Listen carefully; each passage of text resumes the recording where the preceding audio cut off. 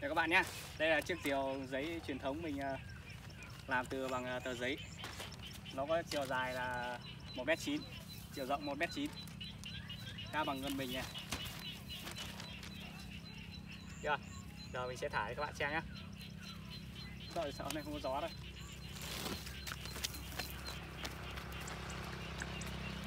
Trùng á.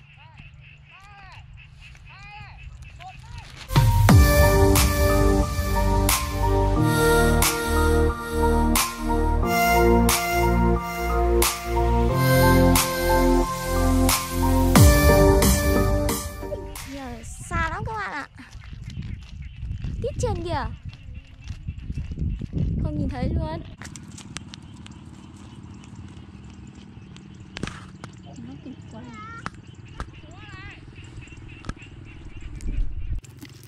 Chưa? Hả? Không to lắm.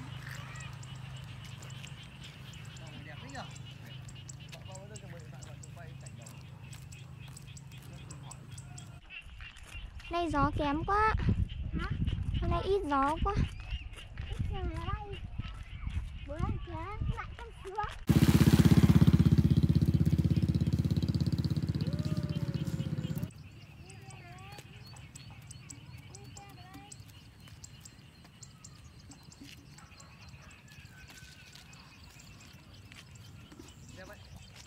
Đang có gió đấy.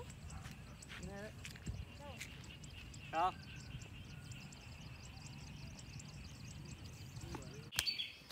nhé. Giờ mình sẽ hướng dẫn các bạn làm dây diều từ bằng cái bao tải như này nhá.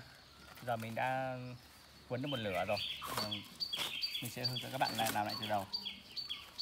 Các bạn kiếm một cái bao tải như mình, xong các bạn cứ cắt phẳng hết cái miệng bao tải cho mình một vòng tròn. Xong bắt đầu các bạn dỡ từng sợi này cho mình. Chúng mình sẽ dỡ 4 sợi nhá. Ở trong này sẽ có 4 sợi để dỡ. Mình sẽ tìm 4 cái đầu đấy ở cái bao tải này. Đây là một sợi này.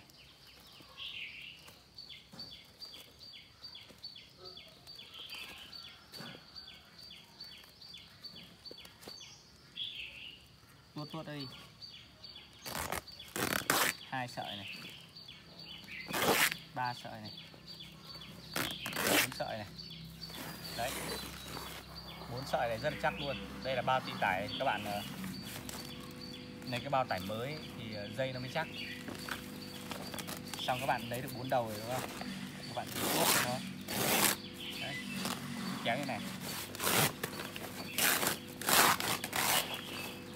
Rất là dài. Một bao tải này các bạn có thả rất tốt.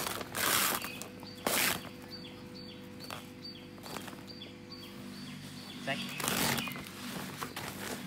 Đấy, đến đây nhưng mà nhiều cái tua này quá thì dùng kéo cắt đi. Cắt kéo không vào đứt ở đúng cái dây mình đang ấy nhé.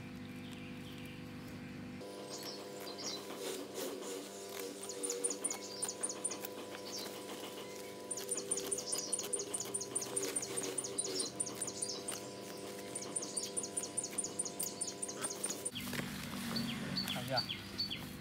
Rồi, kéo tiếp này.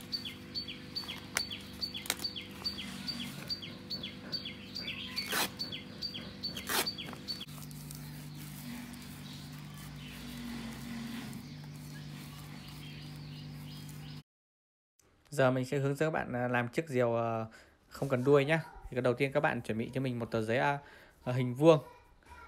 Hình vuông to cũng được, mà nhỏ cũng được. Thì các bạn làm bằng giấy túi bóng cũng được. Nhưng mà miễn là phải hình vuông. Vuông chuẩn xác 100% nhé. Đó, sau đó các bạn làm cho mình hình một cái cung tên. Một cái que dài từ đỉnh góc này xuống đỉnh của góc kia. Và một cung tên đặt ở giữa. Sau đó các bạn lấy một cái dây để buộc cái thanh giòi với cung tên lại, cho hai cái thanh nó khớp với nhau. Đây như mình đang buộc đấy. Đây là điểm mấu chốt để chia cân bằng. Trước khi các bạn buộc thì các bạn phải chia cân nhé. Làm sao đặt cho cái cung thật là cân. Để bởi vì cân thì khi lúc diều nó lên cao ấy, thì nó sẽ không nghiêng bên trái bên phải. Nó sẽ không nghiêng lệch về một bên.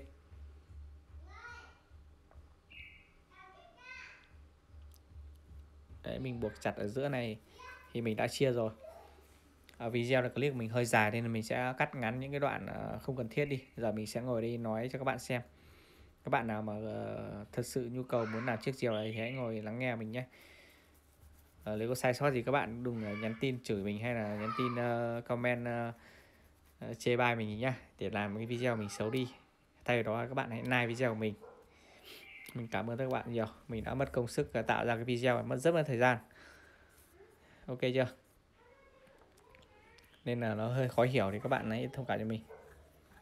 Đấy, các bạn căn chỉnh hai bên cái cung tên sao cho đúng vào giữa tờ giấy và đúng cái giữa của cái thanh tre. Sau đó các bạn dùng cái gì để dính chặt cái cung tên lại cũng được. Mình đây sẽ dính bằng băng dính, cuộn băng dính. Các bạn dán chặt vào. Nếu mà các bạn không có băng dính thì các bạn có thể lấy cơm nguội miết vào tờ giấy, xong miết cho nó nát ra, xong rồi dán vào cái khung diều của mình cũng được. Đây là chiếc diều của mình đang dài 1m9 nhé.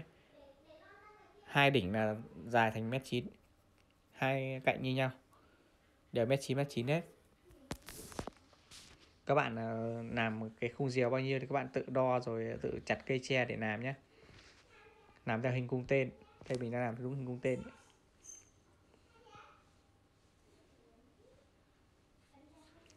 Dán băng dính cho nhanh. Đây là buổi sáng mình sẽ làm cung tên, nó sẽ làm diều bằng cung tên này. Thì chiều mình sẽ đem đi thả, nhưng không biết hôm nay có gió hay không. Các bạn dán đầu và đuôi. Dán xong bắt đầu bạn ngắm lại xem, nếu mà cân rồi thì các bạn dán tiếp. Đấy, bây giờ cân rồi thì mình bắt đầu dán xong rồi. Dán tất cả các góc. Bây giờ mình sẽ đi buộc dây nèo cho nó. Dây thì các bạn sẽ làm dây như của mình lúc mình bảo đoạn trên ấy. Mình hướng dẫn các bạn tìm dây diều ấy, lấy dây diều bằng cái bao tải ấy. Thì cái buộc dây nèo thì các bạn buộc ở đoạn đuôi một đoạn, buộc ở đuôi nhé. Cái này cũng không cần vị trí chính xác đâu, quan trọng là khi các bạn buộc dây diều vào thì mới cần phải quan trọng, cần cái điểm quan trọng để cho diều nó bay lên. Ở đoạn dưới này các bạn buộc ở đoạn nào cũng được, miễn là phần cuối của đuôi. Lên trên đầu này cũng vậy, cũng cứ buộc ở khoảng cách gần ở cái miệng đầu chiếc diều. Đấy. Mình đã buộc xong, bây giờ mình sẽ buộc dây diều vào giữa. Các bạn đầu tiên các bạn buộc vào giữa nhé. Buộc vào giữa, sau các bạn tun lên phía trên, check thành góc 45 độ. Check trên về phía đầu diều ấy, thành 45 độ. Thì diều nó sẽ bay ngược lên trên. Để chiếc diều này mà nó bay không gần đuôi ấy, thì các bạn khi vót cung tên ấy, thì các bạn vót nhọn ở đằng đuôi này sẽ to hơn một chút nhé. Ở đằng đuôi này sẽ cái thanh tre sẽ to hơn một chút để tạo sao vật lặng ở dưới. Đấy, thì chúng ta sẽ không cần phải đuôi diều nữa. Và cái thứ hai đó là vót cung diều thật là cân. Và cái thứ ba, lúc khi xếp vào cái tờ giấy diều này thì cũng phải xếp cân. Ok chưa nào? Đây là chiếc diều và không cần đuôi. Thường những chiếc diều truyền thống như này các bạn toàn phải làm đuôi, nhưng đây mình sẽ bay chứ không cần đuôi nữa. Lên trên trời sẽ hình vuông đét, rất là đẹp. Ok chưa nào? Cái gì đi gì?